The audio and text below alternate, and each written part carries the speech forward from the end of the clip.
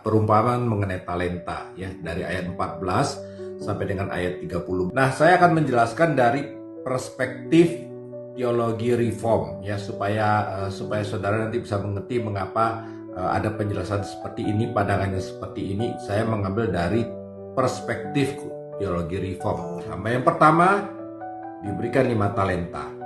Hamba yang kedua diberikan 2 talenta, dan hamba yang ketiga diberikan 1 talenta. Dia mempercayakan talenta ini kepada ketiga hambanya. Nah, saudara perhatikan, perilaku daripada ketiga hamba ini menggambarkan ada satu prinsip penting sebagai murid Kristus, yaitu prinsip sebagai pelayan yang dipercayakan.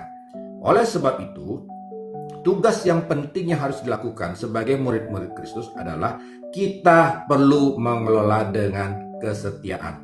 Ketika saudara membaca ayat-ayat yang berikutnya dari ayat 17 sampai dengan yang seterusnya, saudara akan menemukan bahwa hamba yang menerima talenta langsung mengupayakan, dan perumpamaan menceritakan dia mendapatkan atau melipat gandakan dari 5 yang dia terima.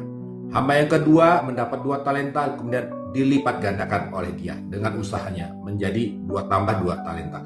Tetapi hamba yang ketiga, dia tidak mengusahakan, tetapi dia malah menyembunyikan. Dia malah menguburkan talenta yang dipercayakan itu dan sambil menunggu kedatangan tuannya ini. Di dalam perspektif teologi reform, kita menemukan bahwa ternyata di dalam perumpamaan ini Yesus Kristus memberitahu Tuhan itu memuji kepada siapa? Memuji kepada hamba-hamba yang dipercayakan talenta dan mau mengusahakan talenta tersebut sehingga mendapatkan lipat ganda. Nah, yang terpenting di sini adalah bukan berbicara kesuksesan lipat gandanya, tetapi berbicara mengenai kesetiaan di dalam mengelola talenta yang dipercayakan oleh tuannya.